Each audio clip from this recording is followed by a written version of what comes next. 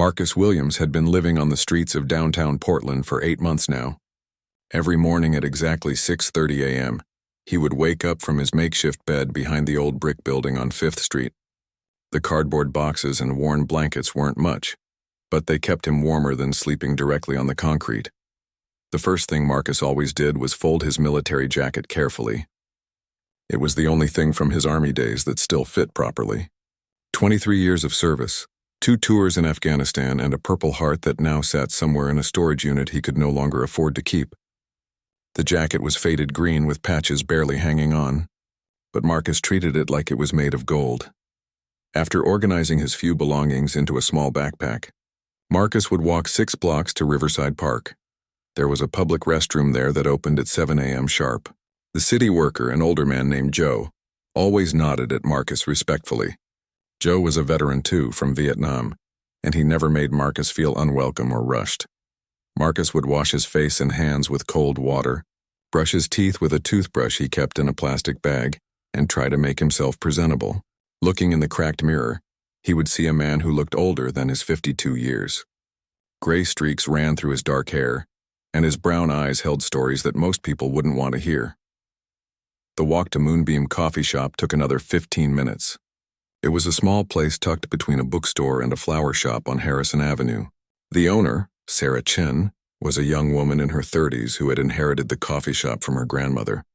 She had seen Marcus walking past her window every day for months before he finally gathered the courage to come inside. That first day, Marcus had counted his coins 3 times before entering. He had exactly $2.37. Enough for a small black coffee and maybe a day-old muffin if he was lucky. He had stood outside for 10 minutes watching other customers come and go before finally pushing open the door. Sarah had smiled at him the same way she smiled at everyone else. No judgment, no fear, just genuine warmth. When Marcus asked quietly for the cheapest thing on the menu, Sarah had poured him a large coffee and handed him a fresh blueberry muffin. First-time customer discount, she had said with a wink, even though they both knew there was no such thing. That was 3 months ago. Now Marcus came to Moonbeam every morning at 8 a.m. He always sat at the same table by the window, where he could watch the street and see people starting their day. Sarah would bring him coffee and something to eat, and Marcus would leave whatever money he had. Some days it was $2, other days it was just loose change he had found or earned from helping people carry groceries. The other customers had gotten used to seeing him there. At first some had stared or whispered, but Marcus kept to himself and never bothered anyone. He would sit quietly, sometimes reading a newspaper someone had left behind, sometimes just watching the world go by outside the window. Marcus loved the morning routine at Moonbeam. The coffee was always fresh and hot, warming him from the inside out. The shop smelled like cinnamon and vanilla, mixing with the rich aroma of roasted beans. There was something peaceful about sitting there, surrounded by the quiet conversations of people starting their day, the gentle hiss of the espresso machine, and the soft jazz music that Sarah always played. Sometimes, other customers would nod at him or say good morning. A few regulars had learned his name and would ask how he was doing. Mrs. Patterson, an elderly woman who came in every Tuesday and Thursday, always saved the crossword puzzle from her newspaper for him. She would leave it on his table with a smile and a pat on his shoulder. On this particular Wednesday morning in October, Marcus arrived at Moonbeam at his usual time. The autumn air was crisp and the leaves on the trees lining Harrison Avenue were turning brilliant shades of orange and red. He could see his breath in small puffs as he walked, and he was looking forward to wrapping his hands around a warm cup of coffee. Sarah waved at him through the window as he approached. She was already preparing his usual order, a large black coffee and whatever pastry was freshest that morning. The shop was busier than usual, with several people in business suits grabbing their morning caffeine before heading to their offices downtown. Marcus took his regular seat by the window and nodded his thanks when Sarah brought his order. Today's pastry was a chocolate croissant that looked like it had just come out of the oven. He broke off a small piece and savored the buttery, flaky texture combined with the rich chocolate filling. Outside, he watched a mother walking her young daughter to school. The little girl was wearing a bright yellow backpack that was almost as big as she was. A businessman hurried past, talking loudly into his phone about some important meeting. A jogger stopped at the crosswalk, checking her fitness watch and bouncing on her toes to stay warm. These small moments of normalcy meant everything to Marcus. For an hour each morning, he could pretend that his life wasn't falling apart. He could sit in a warm place, drink good coffee, and feel like he belonged somewhere. It was the one time during his day when he didn't feel completely invisible. Marcus had no idea that this peaceful morning routine was about to be interrupted in a way that would change everything. As he sat sipping his coffee and watching the busy street outside, he couldn't have imagined that within the hour, his quiet corner table at Moonbeam Coffee Shop would become the center of a situation that would test everything he thought he knew about kindness, judgment, and second chances. The clock on the wall showed 8:45 a.m., and Marcus was enjoying what he thought would be just another ordinary morning. At exactly 8:47 a.m., the bell above Moonbeam's front door chimed as a new customer entered. Marcus glanced up from his coffee to see a tall man in an expensive navy suit walking in with quick, agitated steps. The man was probably in his 40s, with perfectly styled blonde hair and a leather briefcase that looked like it cost more than Marcus had seen in months. The man's name was Richard Thornton, though Marcus didn't know that yet. Richard was a commercial real estate developer who owned several buildings in the downtown area. He was also the type of person who believed that the city's homeless population was bad for business and property values. Richard had been walking to his office building 3 blocks away when he noticed Marcus through Moonbeam's window. He had seen homeless people in the area before, but something about seeing one sitting comfortably in a coffee shop, taking up space that paying customers could use, really bothered him this particular morning. Maybe it was because Richard had just gotten off a frustrating phone call with City Council about new regulations that would cost him thousands of dollars in building upgrades. Maybe it was because his expensive car had been broken into the week before, and he blamed undesirable elements in the neighborhood. Or maybe Richard was just the kind of person who needed someone to look down on to feel better about himself. Whatever the reason, Richard marched straight to the counter where Sarah was cleaning the espresso machine. His voice was loud enough for everyone in the small coffee shop to hear, including Marcus. "Excuse me," Richard said, tapping his manicured fingers impatiently on the counter. "I need to speak with the manager." Sarah looked up with the same friendly smile she gave all her customers. "I'm Sarah, and I own this place. How can I help you today?" Richard gestured toward Marcus's table with obvious disgust. "That person over there. I don't think it's appropriate for him to be loitering in here. This is a family establishment, and frankly, his presence is making other customers uncomfortable." Marcus felt his stomach drop. He had been dreading this moment for months. He looked around the coffee shop and realized that several other customers were now staring at him. An elderly man reading a newspaper had looked up with curiosity. 2 women at a corner table had stopped their conversation to listen. Even the college student with headphones had removed one earbud to hear what was happening. Sarah's friendly expression didn't change, but Marcus could see something steel-like enter her eyes. "I'm sorry, but I don't understand the problem. That gentleman is a regular customer who pays for his coffee just like everyone else." Richard's face reddened slightly. "Look, I'm not trying to be unreasonable here, but let's be honest about what we're dealing with. He's obviously homeless, and that's not good for business. What if families with children come in and feel unsafe? What if he's mentally ill or dangerous?" The words hit Marcus like physical blows. He had heard similar things whispered behind his back before, but never so directly and publicly. His hands started to shake slightly as he held his coffee cup. Part of him wanted to stand up and leave immediately, to save Sarah and himself from any more embarrassment. But another part of Marcus, the part that had served his country with honor, the part that had earned a Purple Heart for bravery under fire, refused to be ashamed of simply existing. He had every right to sit in this coffee shop as long as he wasn't bothering anyone, and he knew he wasn't bothering anyone. Sarah's voice remained calm but grew firmer. "Sir, I appreciate your concern, but that customer has never caused any problems. He's quiet, respectful, and always pays for his order. I don't see any reason why he should be asked to leave." Richard was clearly not used to being told no, especially by someone he probably saw as just a young woman running a small business. His voice got louder and more aggressive. "Listen, I own 3 buildings in this neighborhood, and I bring a lot of business to this area. I'm trying to help you understand that having people like him hanging around is going to drive away your real customers. the ones with actual money to spend. The coffee shop had gone completely quiet now. Everyone was watching the confrontation unfold.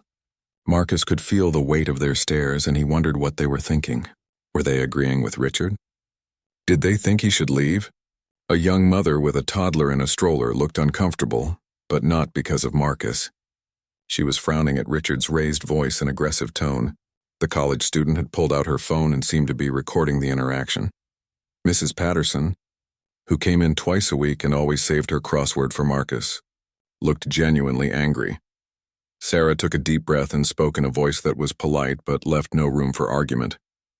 "I understand your position, sir, but this is my business and I decide who is welcome here.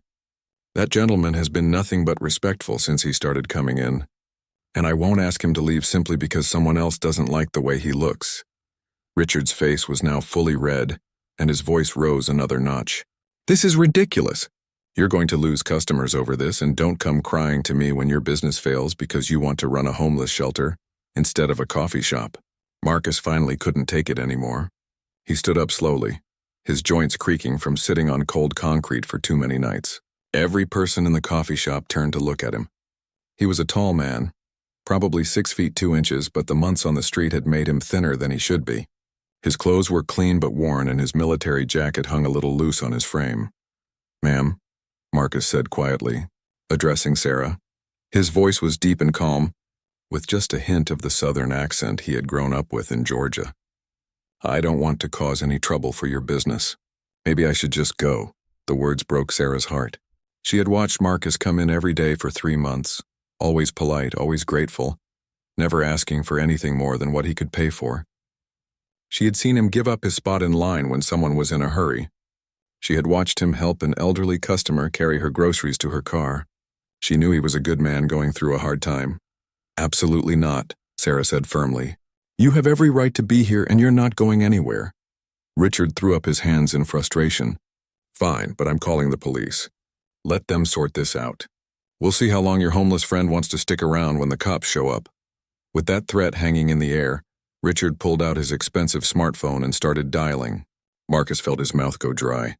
He had managed to avoid any serious encounters with law enforcement since becoming homeless, and the thought of police arriving because of him filled him with dread. The other customers in Moonbeam watched in tense silence as Richard stepped outside to make his call, pacing back and forth on the sidewalk while gesturing angrily into his phone.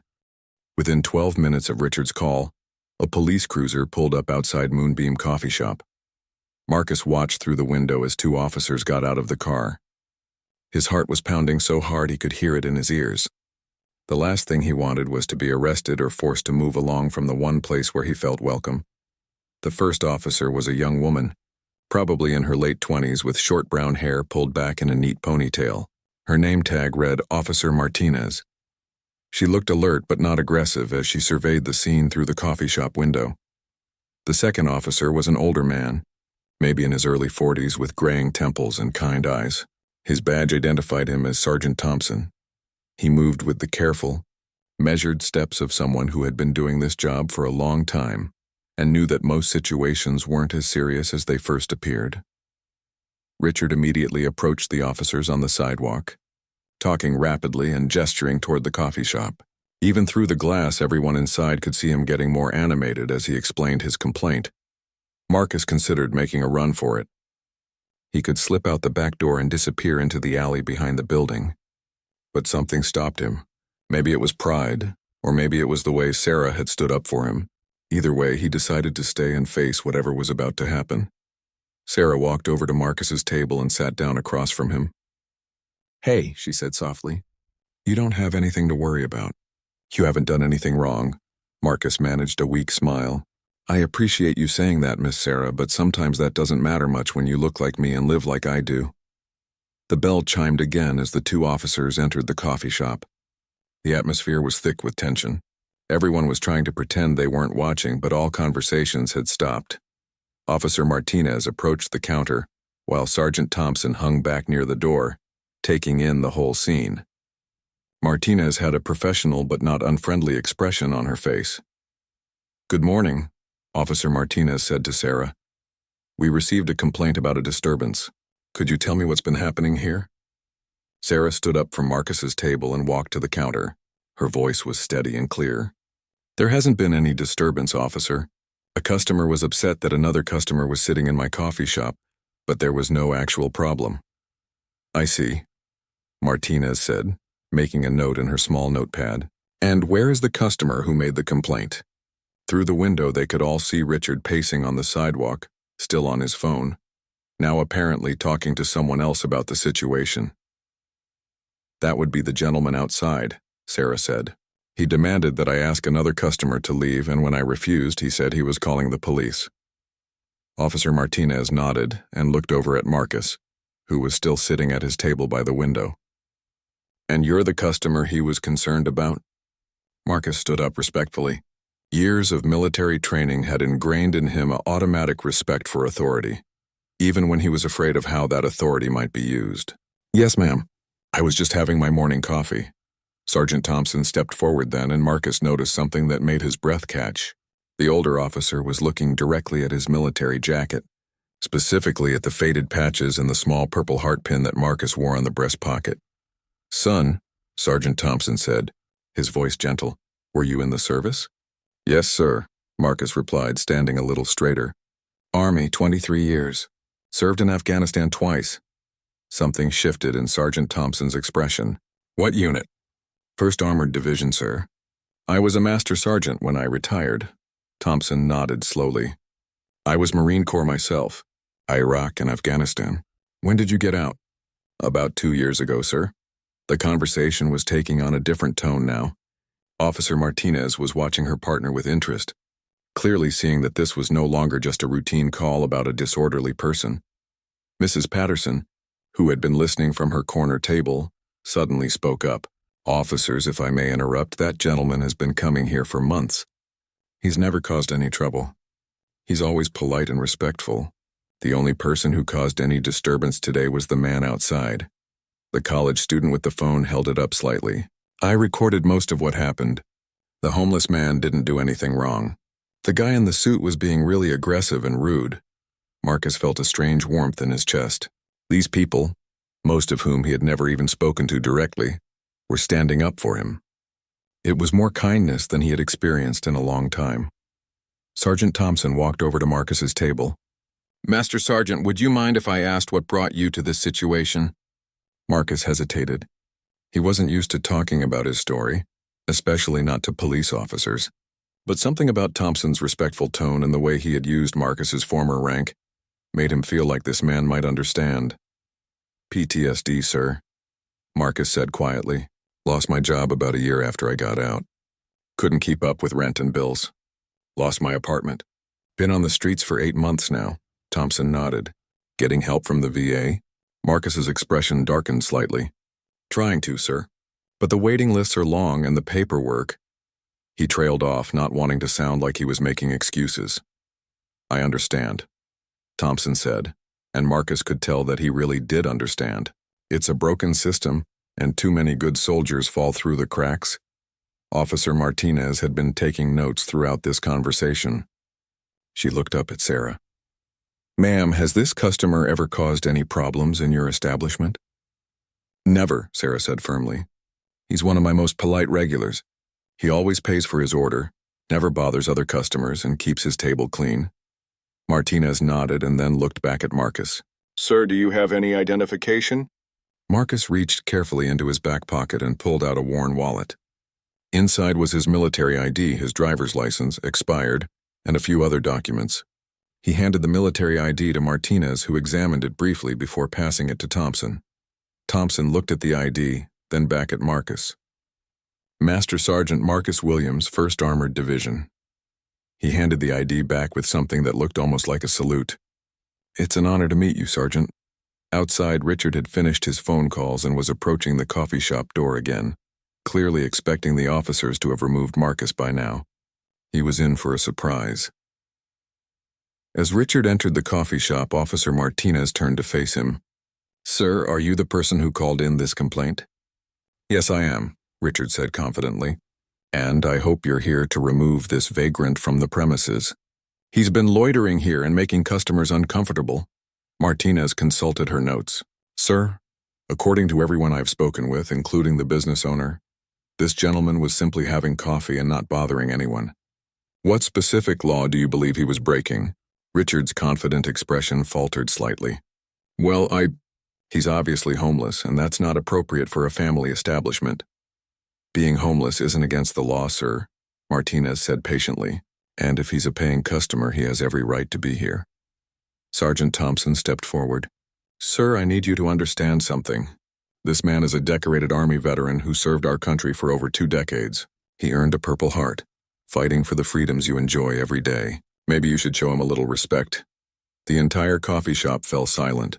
Richard's face went through several shades of red as he realized that this wasn't going the way he had planned.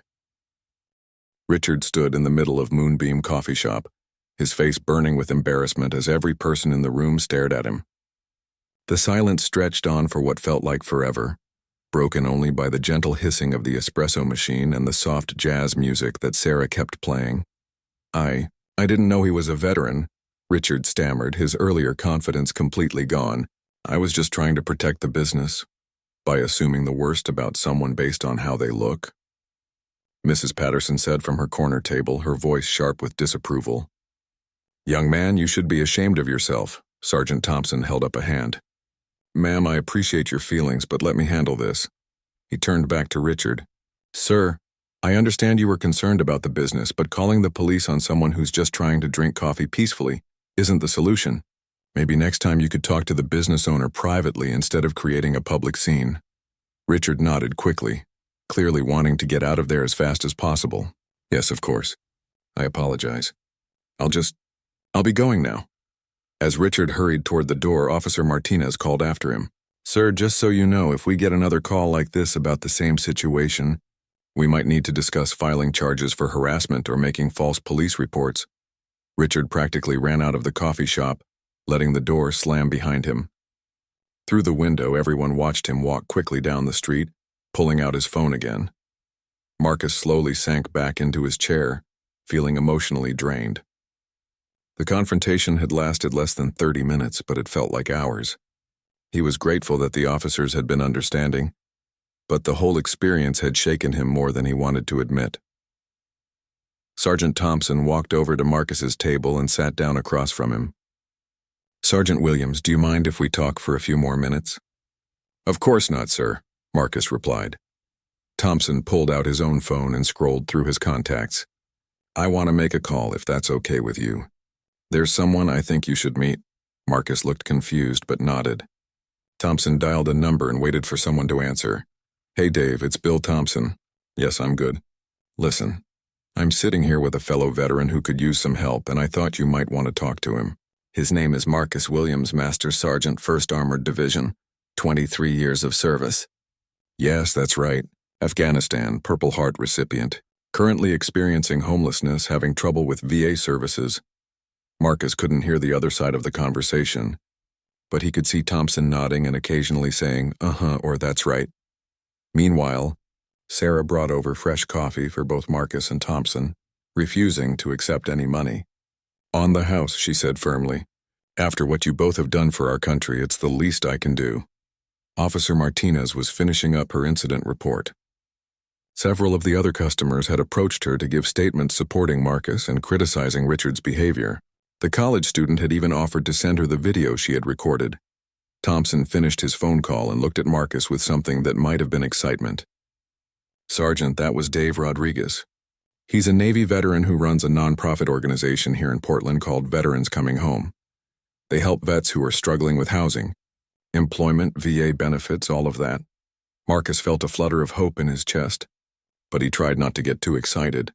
He had been disappointed too many times before. That sounds good, sir. Dave wants to meet with you today if you're willing, Thompson continued. They've got emergency housing available, and they specialize in helping vets navigate the VA system. They've got lawyers, social workers, job placement services, the whole package. I don't know what to say, Marcus said quietly. I've been trying to get help for months, but every door I knocked on seemed to be closed. Thompson smiled. Sometimes you just need to know the right doors to knock on. Dave's organization has helped hundreds of veterans get back on their feet. They've got a really good success rate. Officer Martinez approached the table. "Mr. Williams, I've finished my report. For what it's worth, I'm going to note that this was a harassment complaint that was unfounded, and that you were completely cooperative and respectful throughout the entire incident." "Thank you, ma'am," Marcus said. "Both of you. I was really worried about what might happen when you showed up." "We're not the enemy, Sergeant," Martinez said gently. "Most of us got into this job because we want to help people, and veterans especially. You've already given enough to this country. You deserve better than what you've been going through." Thompson's phone buzzed with a text message. He looked at it and smiled. "Dave's on his way over. He said he can be here in 20 minutes. He wants to meet you in person and talk about what kind of help they can provide." Marcus felt tears pricking at the corners of his eyes. After months of feeling invisible and forgotten, suddenly people were going out of their way to help him. It was overwhelming in the best possible way. "I don't understand why you're all being so kind to me," Marcus said, his voice thick with emotion. "Because you're a human being who deserves respect and dignity," Sarah said, sitting down at the table with them. "And because you served our country with honor, but mostly because it's the right thing to do." Mrs. Patterson got up from her corner table and walked over to them. She was a small, elderly woman with silver hair and bright blue eyes behind wire-rimmed glasses. "Young man," she said to Marcus, "I want you to know that not everyone in this city is like that terrible man who caused all this trouble. Most of us recognize a good person when we see one." She reached into her purse and pulled out a $20 bill, placing it on the table in front of Marcus. "This isn't charity," she said firmly. "This is one American thanking another American for his service to our country." Marcus tried to push the money back toward her. "Ma'am, I can't accept this. You've already been so kind to me with the crossword puzzles. You can and you will accept it," Mrs. Patterson said with the authority of someone who had probably been a teacher or a mother, or both. "And if you don't, I'll be very offended." Other customers were starting to approach the table now. The young mother with the toddler had pulled a $10 bill out of her wallet. The college student was offering to buy Marcus lunch. Even the businessman who had been reading the newspaper earlier came over to shake Marcus's hand and thank him for his service. Thompson watched all of this with a satisfied smile. "You know, Sergeant, I've been a cop for 18 years and I've seen a lot of ugly things in this job. But every once in a while, you get reminded that there are still good people in the world who care about doing the right thing." Marcus was openly crying now, tears running down his cheeks as he looked around at all these strangers who had suddenly become allies and supporters. For the first time in months, he didn't feel alone. "I served my country because I believed in protecting people like this," he said, gesturing to everyone around the table. "I never imagined that someday they would be the ones protecting me." 22 minutes later, Dave Rodriguez walked through the door of Moonbeam Coffee Shop. He was a man in his mid-40s with kind brown eyes and calloused hands that spoke of someone who worked hard for a living. His black hair was streaked with premature gray, and he wore a simple button-down shirt with the "Veterans Coming Home" logo embroidered on the pocket. Dave spotted Sergeant Thompson immediately and walked over to the table where Marcus was still sitting with the two police officers and Sarah. The atmosphere in the coffee shop had completely changed from the tense confrontation earlier. Now it felt warm and supportive, with several customers still lingering to hear how Marcus's story would unfold. "Bill," Dave said, shaking hands with Sergeant Thompson. "Good to see you, brother." "Dave, this is Master Sergeant Marcus Williams," Thompson said, gesturing to Marcus, who stood up respectfully to shake Dave's hand. Dave's grip was firm and steady, and he looked Marcus directly in the eyes. "Sergeant Williams, it's an honor to meet you. Bill told me a little bit about your situation, and I want you to know that you're not alone anymore." Marcus felt that familiar tightness in his throat that came whenever someone showed him genuine kindness. "Thank you, sir. I appreciate you coming down here. Please call me Dave. We're all brothers here." Dave pulled out a chair and joined the group at the table. "Before we talk about anything else, I want you to know that what happened to you today, someone trying to shame you for simply existing, is completely unacceptable. But I also want you to know that the way these people stood up for you shows that there's still a lot of good in the world." Sarah refilled everyone's coffee cups and brought Dave a fresh mug. "Dave's organization helped my cousin when he came back from Iraq," she said to Marcus. "They're the real deal." Dave pulled out a tablet and opened it to show Marcus some photos. "This is our main facility," he said, scrolling through pictures of a clean, modern building with comfortable-looking rooms. "We've got emergency housing for up to 30 veterans at a time. Private rooms, shared common areas, laundry facilities, counseling services, job training programs. Marcus looked at the pictures with amazement. The rooms looked better than some apartments he'd lived in when he was working. This looks incredible. How much does it cost? Nothing, Dave said simply. We're funded by donations, grants, and volunteers. Our only requirement is that residents work with our counselors to develop a plan for getting back on their feet. Some guys are with us for a few weeks. Others need several months. We work at whatever pace makes sense for each individual. Officer Martinez leaned forward with interest. I've heard about your program but never seen it up close. What kind of success rate do you have? Dave smiled proudly. About 85% of our residents successfully transition to permanent housing and employment within 6 months. We've helped over 300 veterans in the past 5 years. Marcus shook his head in disbelief. I've been trying to get help from the VA for months. Every time I call, they put me on hold for an hour, then tell me I need to fill out more paperwork or wait for an appointment that's 6 weeks away. That's exactly why we exist, Dave said, his voice carrying a hint of frustration with the system. Don't get me wrong, the VA does good work, but they're overwhelmed and bureaucratic. We can cut through a lot of that red tape. We've got lawyers who specialize in veterans' benefits, and we know exactly which forms to file and which offices to call. Dave pulled up another screen on his tablet. Tell me about your service record, Marcus. Bill mentioned Afghanistan and a Purple Heart. For the next 20 minutes, Marcus found himself talking more openly about his military service than he had in years. He told Dave about his 2 deployments, about the IED explosion that had earned him his Purple Heart, about the 23 years he had dedicated to serving his country. Dave listened intently, occasionally asking clarifying questions or making notes on his tablet. Marcus could tell that this wasn't just polite conversation. Dave was genuinely interested and was already thinking about how to help. Based on what you're telling me, Dave said finally, you should be eligible for several VA programs that you're probably not even aware of. Disability compensation, vocational rehabilitation, maybe even a housing voucher program. The problem is that the application process is so complicated that a lot of veterans give up before they get the help they deserve. Mrs. Patterson, who had been listening from her nearby table, spoke up again. Excuse me, Dave, but how can regular citizens help with what you're doing? Some of us would like to contribute to making sure veterans get the support they need. Dave's face lit up. That's wonderful of you to ask.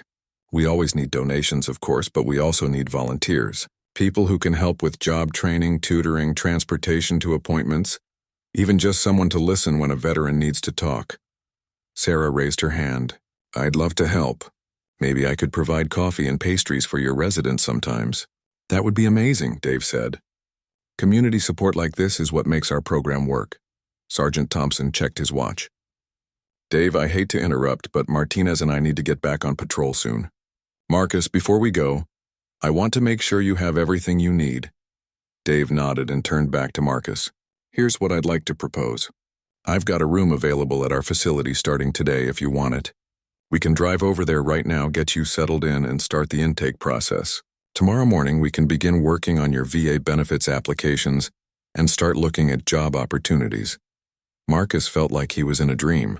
This morning, he had woken up on cardboard behind a building, expecting another day of just trying to survive. Now people were offering him a real room, professional help, and a chance to rebuild his life. I don't know what to say, Marcus said, his voice barely above a whisper. Are you sure about this? I mean, you just met me 20 minutes ago. Dave chuckled. Marcus, I've been doing this work for 8 years. I can usually tell within 5 minutes of meeting someone whether they're ready to accept help and do the work necessary to change their situation. You've got something that a lot of people have lost. You still have hope, and you've got the discipline and work ethic that comes from military service. I'm not worried about you at all. The college student who had been recording earlier approached the table shyly. Excuse me, Mr. Williams? I'm a journalism student at Portland State, and I was wondering, would you maybe be willing to let me write about what happened here today? I think people need to hear stories like this. Marcus looked uncertain. I don't know if I'm ready for that kind of attention. Think about it, Dave said gently. Your story could help other veterans who are in similar situations. It might encourage them to seek help, or it might inspire other people to support veterans programs. Sarah wiped down the table and smiled at Marcus. Whatever you decide about the interview, I want you to know that you'll always have a place here at Moonbeam. And I mean that. Even after you get back on your feet, I hope you'll still come by for your morning coffee." Marcus stood up and carefully folded his military jacket. For months it had been his most prized possession, because it was one of the few things that reminded him of who he used to be. Now for the first time he was starting to think about who he might become. "Dave, if the offer is still open, I'd like to accept your help," Marcus said formally, "and I promise you won't regret taking a chance on me." "I never doubted it for a second," Dave replied, standing up and shaking Marcus's hand again. "Let's go see your new home." Officer Martinez and Sergeant Thompson prepared to leave as well. Martinez handed Marcus her business card. "If you ever need anything or if anyone gives you trouble, you call me directly. We look out for our veterans in this city." Sergeant Thompson paused at the door and looked back at Marcus. "Sergeant, it's been an honor meeting you. You've served your country with distinction, and now it's time to let your country serve you back." As the group prepared to leave Moonbeam Coffee Shop, Marcus took one last look around. The other customers were still watching, but now their expressions were filled with hope and satisfaction rather than curiosity. Mrs. Patterson gave him a small wave and an encouraging smile. Marcus picked up his worn backpack, everything he owned in the world fit inside it, and followed Dave toward the door. As they reached the entrance, he turned back to Sarah. "Miss Sarah, I can't thank you enough for standing up for me today. You didn't have to do that." Sarah's eyes were bright with unshed tears. "Marcus, you don't thank family for doing the right thing. And that's what we are now. Family." As Marcus walked out of Moonbeam Coffee Shop with Dave Rodriguez, he felt something he hadn't experienced in months: genuine optimism about the future. The morning had started with him just trying to drink his coffee in peace. Now it was ending with the possibility of a completely new life. Behind them, Sarah watched through the window as Dave's car pulled away from the curb. She made a mental note to call Dave later and ask about setting up a regular volunteer schedule. She also decided that Moonbeam would start donating day-old pastries to veterans coming home every week. Mrs. Patterson gathered up her things and approached the counter to pay for her coffee. "Sarah, dear, that was a beautiful thing you did today." "It was just the right thing to do," Sarah replied. "Exactly," Mrs. Patterson said with a knowing smile. "That's what made it beautiful." 6 months later, on a bright April morning, Marcus Williams walked into Moonbeam Coffee Shop wearing a clean pair of khakis, a button-down shirt, and a smile that reached his eyes. He looked like a completely different man from the one who had sat at the corner table that October day, worried about being asked to leave. Sarah looked up from behind the counter and beamed when she saw him. "Marcus, right on time as always." Marcus had kept his promise to continue his morning routine at Moonbeam, even after his life had dramatically improved. The difference now was that he arrived in his own car, a used Honda Civic that Dave had helped him purchase, and he paid for his coffee with money he had earned from his new job. "Good morning, Sarah," Marcus said, taking his usual seat by the window. "The usual, please." But his usual had changed too. Instead of just black coffee and whatever pastry was cheapest, Marcus now ordered a large coffee with cream and sugar, and he always added a breakfast sandwich or fresh muffin. He could afford to eat well now, and Sarah made sure he knew he was always welcome to order whatever he wanted. As Sarah prepared his order, Marcus looked around the coffee shop. It was busier than usual this morning, with several new faces mixed in with the regular customers he had come to know over the months. Mrs. Patterson was at her corner table, working on her crossword puzzle.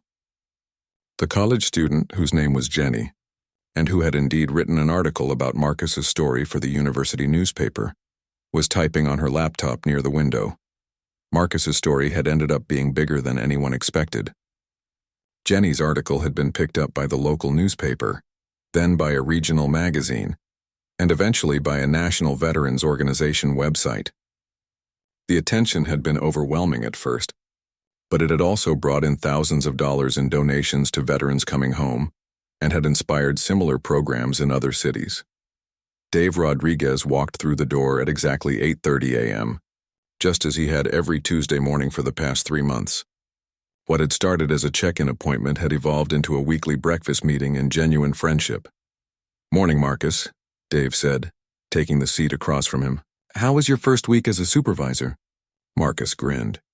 Still getting used to it, but I think I'm going to like having people to mentor.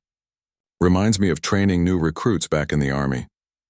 3 months earlier, Marcus had been promoted to supervisor at the construction company where Dave's organization had helped him find work.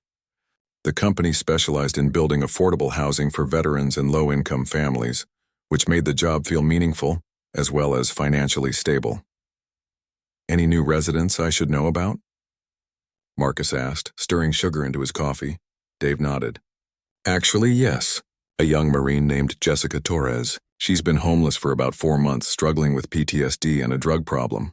Reminds me a lot of you when we first met, proud, scared, not sure who to trust.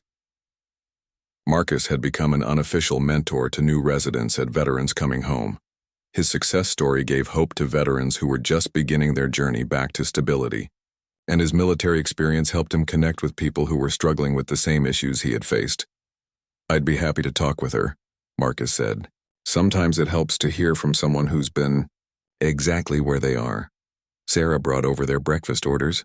Marcus's usual sandwich and a blueberry muffin for Dave. She also set down a small stack of letters. These came to the shop. Addressed to you, she said to Marcus. I think they're from people who read about your story online. Marcus still received letters from veterans and their families all over the country. Some were asking for advice, others were sharing their own stories, and many were simply thanking him for speaking openly about his experiences with homelessness and PTSD. He picked up the top letter and read the return address. This one's from a veteran in Ohio who says his daughter read the article and convinced him to seek help at a local program. That's amazing, Dave said. Do you have any idea how many people you've probably helped by being willing to share your story? Marcus shook his head. I never thought that what happened to me could help anybody else. I was just trying to survive day by day. The bell above the door chimed, and Marcus looked up to see a familiar figure entering the coffee shop. It was Sergeant Thompson, now in civilian clothes since he was off duty. He had become a regular visitor to Moonbeam, often stopping by on his way home from night shifts to check on Marcus and chat with other customers. Morning. Marcus, Dave, Thompson said, joining them at the table. Sarah, could I get a coffee to go? Coming right up, Bill, Sarah called from behind the counter. Thompson sat down and looked at Marcus with the same pride that a father might show for a successful son. I heard about your promotion. Congratulations. Thank you, sir. I have to admit, 6 months ago I never would have imagined I'd be supervising anyone again. You earned it, Thompson said simply. You did the work. You stayed committed. And you proved that giving someone a second chance was the right thing to do. Jenny, the journalism student, looked up from her laptop and waved at Marcus. She was working on her senior project now, a longer piece about the nationwide problem of veteran homelessness and the programs that were making a difference. Marcus, do you have a minute? She asked, walking over to their table. I wanted to run something by you for the article. Of course, Marcus said. What do you need? I've been interviewing other veterans who've gone through similar experiences, and several of them mentioned that the hardest part wasn't being homeless. It was feeling invisible. Like society had just written them off. Does that ring true for you? Marcus considered the question carefully. Yes, that's exactly right. When you're living on the street, people look right through you. They see you as a problem to be avoided rather than a person who needs help. That day when Richard tried to get me kicked out of here, he wasn't seeing a veteran who had served his country. He was seeing a homeless person who made him uncomfortable. Dave nodded. That's why programs like ours are so important. We don't just provide housing and job training. We provide dignity. We remind people that they matter. Thompson's radio crackled with a call and he stood up to retrieve his coffee. I've got to run, but before I go, Marcus, I wanted you to know that the department is planning a community appreciation event next month. We'd like you to speak about your experience and about how community support can make a difference. Marcus felt a familiar flutter of nervousness. Public speaking had never been his favorite thing, but he had learned that sharing his story could help other people. I'd be honored to participate. As Thompson left, Mrs. Patterson approached their table. She was carrying a newspaper folded to show the editorial page. Marcus, dear, did you see this morning's paper? She asked, setting it down in front of him. Marcus looked at the headline. City Council approves funding for new Veterans Housing Initiative. The article detailed a new program that would provide permanent supportive housing for 50 homeless veterans, based partly on the success of programs like Veterans Coming Home. "This is incredible," Marcus said, reading quickly through the article. "Dave, did you know about this?" Dave grinned. "We've been working on it for months, but we weren't sure it would get approved. The publicity from your story helped a lot. It put a human face on the issue and showed people that veterans experiencing homelessness aren't just statistics, they're individuals with stories and potential." Marcus felt tears prick at his eyes as he read about the new program. The article mentioned that the housing initiative would be named the Second Chances Veterans Village and would provide not just housing, but also job training, counseling services, and community support programs. "To think that me just trying to drink coffee in peace could lead to something like this," Marcus said, shaking his head in amazement. "It wasn't just about the coffee," Sarah said, having overheard from behind the counter. "It was about treating people with dignity and giving them a chance to prove their worth. That's something everyone can understand." As Marcus finished his breakfast and prepared to leave for work, he looked around Moonbeam Coffee Shop one more time. This place had become more than just a coffee shop to him. It was the symbol of his transformation and the kindness of strangers who had become friends. He had learned that sometimes the smallest acts of compassion, standing up for someone who's being mistreated, offering a warm meal, or simply treating someone with respect, can create ripple effects that change lives in ways no one could have imagined. Walking out to his car, Marcus reflected on how different his life was now. He had a steady job, his own apartment, and was working with a VA counselor to manage his PTSD. More importantly, he had a sense of purpose again. He was helping other veterans, contributing to his community, and building meaningful relationships. Most mornings, he still woke up a little surprised to find himself in a real bed in his own place, rather than on cardboard behind a building. But he was learning to trust that this new life was real and permanent, built on the foundation of hard work, community support, and the simple belief that everyone deserves a second chance. As he drove to work, Marcus thought about Jessica Torres, the new resident Dave had mentioned. This afternoon he would stop by Veterans Coming Home and introduce himself to her, just as Dave had introduced himself to Marcus 6 months ago. He would tell her that she wasn't alone, that people cared about her success, and that with the right support and her own determination, she could rebuild her life too. The cycle of helping would continue, one person, one cup of coffee, one act of kindness at a time.